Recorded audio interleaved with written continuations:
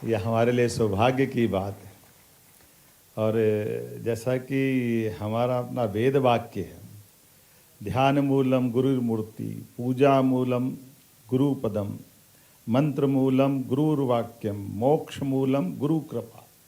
वाकई ये अपने आप में इस ध्येय वाक्य में ध्यान का आधार गुरु का स्वरूप, पूजा का आधार गुरु के चरण, मंत्र का आधार गुरु के वचन और मोक्ष का आधार गुरु की कृपा। हमारे लिए गुरु को कब कब कैसे कैसे गाया गया है, जिनके लिए जिस प्रकार से हम देखें, और ज़्यादा हम अगर इसमें भी न जाएं तो हमारे लिए लाखों साल पहले का और 5000 साल पहले के दो उदाहरण हमारे अपने सामने, आँखों के सामने वो दृश्य रेखांकित कर देते हैं।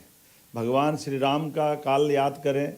भगवान श्री राम अपने घर में हैं, अपने महल में हैं, राजा जनक राज्य कर रहे हैं, लेकिन गुरु विश्वामित्र अगर पधारते हैं, और गुरु विश्वामित्र पधारने के पहले गुरु कितना विचार करते हैं, ये उदाहरण ध्यान में आता है।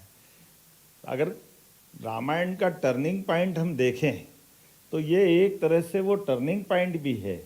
पवित्र रामायण के सारे प्रसंग, सारी लीलाएं भगवान राम की बहुत उच्च कोटि की, अद्भुत है। लेकिन इतनी कल्पना कर लो कि अगर विश्वामित्र नहीं आए भगवान राम के जीवन में तो आगे क्या होता।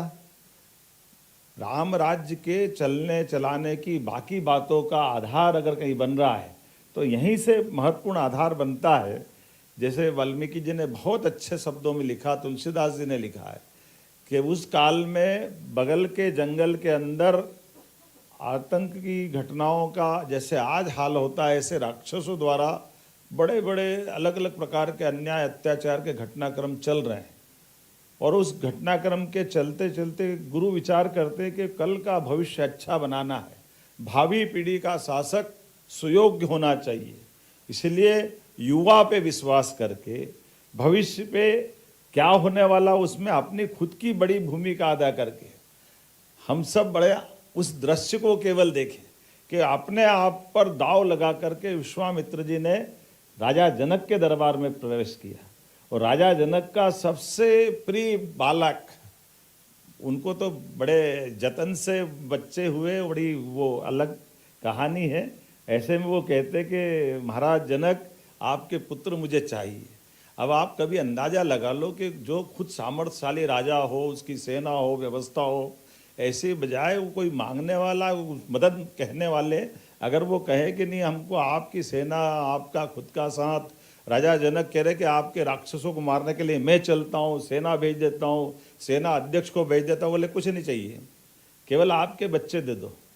अब वो एक तरह से उनका आत्मविश्वास गुरु का कहाँ तक है, और अपने उस व्यवस्था के बलबूते पर उन्होंने कहा ये आप क्या मांग रहे हो, मेरे कलेजे के टुकड़े को आपको कैसे दे दूँ। उन्होंने कहा नहीं वो ही चाहिए, इससे कम में कोई बात नहीं बनेगी। बड़ी मुश्किल से मानते भी तो उन्होंने कहा देखना ये वापस लौटाना है, मैं आपको दे तो रहा हूँ। तो उन्होंने कहा इनके साथ में बाकी अनुचर, रथ, सैनिक, बोले कुछ नहीं चाहिए, केवल दोनों बालक, और वो भी मैं पैदल ले जाऊँगा। अब ये हमारे लिए आज भी ये सबक है।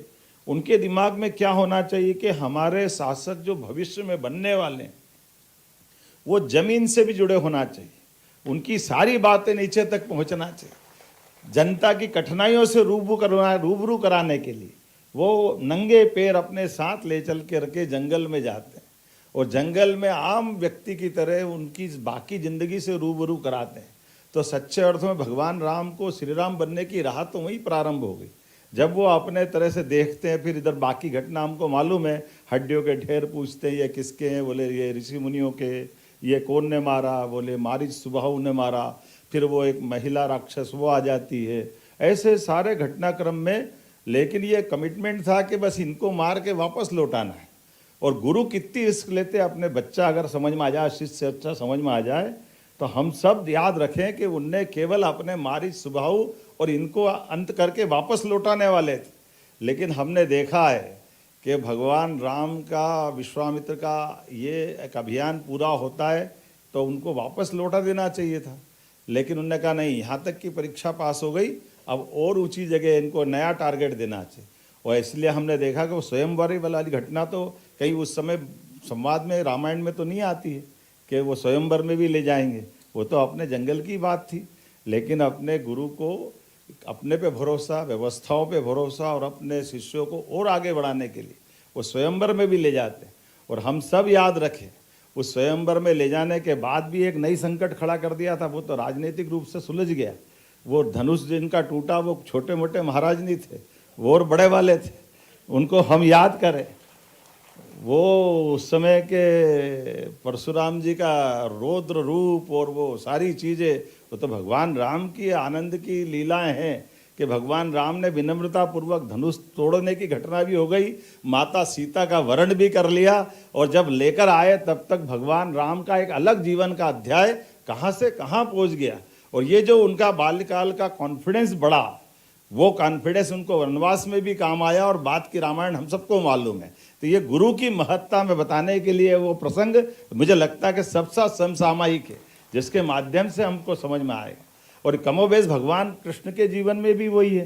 कंस को मारने के बाद जब भगवान कृष्ण उज्जैन में अध्ययन करने आए और सांदीपनि जी के संपर्क में आए, और सांदीपनि जी के संपर्क में आने के बाद उनके पुत्र को लाने के लिए परशुराम जी के पास फिर भेजते हैं। आपके बाद परशुराम जी खुद सुदर्शन चक्र देते, उससे वो अपने आतंकवादी तत्कालीन द्वारका के पास के उस यम नाम की जाति, अब हम गलती से ये आज जामनगर हो गया गुजरात का, ये पुराना यमनगर है, जिसके आधार पर वहाँ भी युद्ध लड़ते हैं और भगवान अपने गुरु पुत्र को लेकर के अपने आचार्य को लौटाते हैं। और उसके बाद में सुदर्शन चक्र और वहाँ से मिलने वाला पांचजन्य जीवन भर भगवान की धरोहर बन करके एक अलग रूप में लेकर, जब भी जीवन का सबसे बड़ा कष्ट आया तो उनने उंगली ऊपर करके भगवान के आशीर्वाद को तो पाया, जो सुदर्शन चक्र के रूप में जीवन भर लिया। मोदी जी भी सुदर्शन चक्र तो बना रहा है, जोरदार अभिनंदन करें। आज के दौर में भी दुश्मनों से सुरक्षा के लिए वो सुदर्शन चक्र से आज के सुदर्शन चक्र तक ये गुरुओं का प्रसाद ही तो है।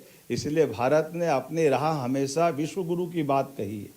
तो गुरु के माध्यम से कहीं हम किसी को अपनी संस्कृति में दबाने की, किसी को डराने की, इस बात में विश्वास नहीं करते।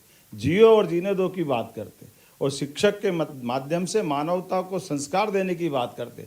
आज के ज़माने में एआई का ज़माना हो सकता है, रोबोट का ज़माना हो सकता है, ये मशीनें तो बहुत अच्छी से अच्छी बना सकते, लेकिन संस्कार तो गुरु ही दे सकते हैं। ये संस्कार हमारी परंपरा से ही आते हैं, और ये आज से नहीं हजारों साल से आते हैं। तक्षशिला, नालंदा, विक्रमजीत शिला, ये सारी चीज़ें हमारी इन प्रबंधन से यही तो निकल के आते हैं। और इसलिए ये जो शिक्षक दिवस की शुरुआत भी अगर हुई है, तो शिक्षक दिवस की शुरुआत हमने तो अपनी गुरु पूर्णिमा पे उसका आनंद लिया है, लेकिन सर्वपल्ली राधाकृष्णन ने अपने उपराष्ट्रपति का कार्यकाल पूरा गुजारने के बाद अपने लिए जब उनका जन्मदिन मनाने लोग आए तो उन्होंने कहा मेरा मत मनाओ, मेरा जन्मदिन तो केवल ये शिक्षकों का सम्मान कर दो। तो अपना जन्मदिन मनाने के बजाय उनने अपने जन्म दिवस पर शिक्षकों का सम्मान कराया, तो पूरा देश तब से शिक्षक दिवस मनाने लग गया। ये हमारे लिए सौभाग्य की बात, ये परंपरा तब से चली आ रही है। और आज के इस अवसर पर जब इतनी अच्छी उत्कृष्ट परंपरा के आधार पर हमारे राज्य के अंदर ये दोनों बड़ी बड़ी घटनाओं का साक्षी मध्य प्रदेश है, भगवान राम के जीवन में बदलने का और उसके बाद चित्रकूट में साथ गुजारने का भगवान कृष्ण का जीवन भी हमारे साथ ही एक तरह से उनने इस दौर से निकाला। और एक तीसरा गुरुपाद पूज्यपाद हमारे ओंकारेश्वर में शंकराचार्य जी का जीवन भी हमारे यहाँ से ही बदला है। एक गुरु कहाँ से, कालीकट के पास केरल से एक बच्चा आता, छोटा सा बच्चा, और एक गुरु से आने के संपर्क में बाद वो कहाँ से हमने देखा सुना होगा कि पारस से सोना बनता है लोहों को छुआने के बाद। लेकिन हमारे पास तो पारस मणि कोई भगवान कृष्ण को श्री कृष्ण बनाती है, कोई शंकर को शंकराचार्य बनाती है। ये वो धरती है मध्य प्रदेश की जिसके आधार पर वो दुनिया बदल जाती, वो आनंद बदल जाता। तो मेरी अपनी ओर से आज के इस अवसर पर आप सबको बहुत बहुत बधाई। और जब शिक्षक दिवस की बात होगी और अपनी सरकार माननीय मोदी जी के आशीर्वाद से लगातार सब वर्गों का काम कर रही है, माननीय महामहिम का आशीर्वाद भी इतना ज़बरदस्त है, जोरदार अभिनंदन करें माननीय महामहिम मंगूभाई पटेल साहब के लिए। तो ऐसे में खाली बात से बात नहीं बनेगी, कुछ देना भी तो पड़ेगा। तो आज तो 55 लाख बच्चों को आज जब 330 करोड़ की राशि और गणवेश की मिल रही है, तो एक बार उनका अभिनंदन कर दे उनके प्रकार से। और जब सांदीपनि विद्यालय बन रहा है, सांदीपनि विद्यालय का उत्कृष्ट माहौल बन रहा है, भविष्य की चुनौतियां के आधार पर आप अपनी अपनी भूमिका अदा कर रहे हैं और 15 साल का सर्वश्रेष्ठ रिजल्ट आपने दिया, जोरदार अभिनंदन अपने आप के लिए। क्या स्कूल हमारे सरकारी हैं, आप कोई भी किसी का भी एग्जाम करा लो, सीबीएसई बोर्ड से भी चुनौती दिलाओ तो मध्य प्रदेश बोर्ड कम नहीं पढ़ रहा है, हमारे बच्चे भी आगे बढ़ रहे हैं। आप यूपीएससी हो, एमपीपीएससी हो, कोई एग्जाम हो, हर जगह परचम लहराता दिख रहा है। तो हमारा सरकारी प्राध्यापक, सरकारी शिक्षक उन सबसे बराबरी से मुकाबला कर रहा है। हमें इस बात का गर्व है, आपके साथ साथ सरकार भी गौरवान्वित हो रही है। आपके माध्यम से जब हमको ये आनंद मिल रहा है तो परमात्मा की दया है, आपके लिए भी तो आनंद आना ही चाहिए। तो आज के इस अवसर पर शैक्षणिक संवर्ग के सहायक शिक्षक, उच्च शिक्षक, नवीन शैक्षणिक संवर्ग के प्राथमिक शिक्षक, माध्यमिक शिक्षकों को चतुर्थ कर्मोन्नत वेतनमान दिया जाएगा। जब देने की बात आ रही और 1,50,000 शिक्षक लाभान्वित, तो ताली ऐसी नहीं बजी जैसी बजना चाहिए। इन सभी शिक्षकों को हो सकता है अगली कैबिनेट तक 2025-26 में इसका लाभ देने के कारण से 117 करोड़ का लाभ आपको दिया जाएगा और ये भार हम पे पड़ेगा, लेकिन हमें इसका आनंद है। माननीय महामहिम के आशीर्वाद से हमारी सरकार सभी वर्गों की बेहतरी के लिए समान रूप से चल रही है। निश्चित रूप से आज का दिन इन पूरी व्यवस्थाओं के आधार पर बहुत महत्व का हो जाता है। पुनः मेरी अपनी ओर से शिक्षक दिवस की आप सबको बधाई, बहुत बहुत धन्यवाद। भारत माता की जय।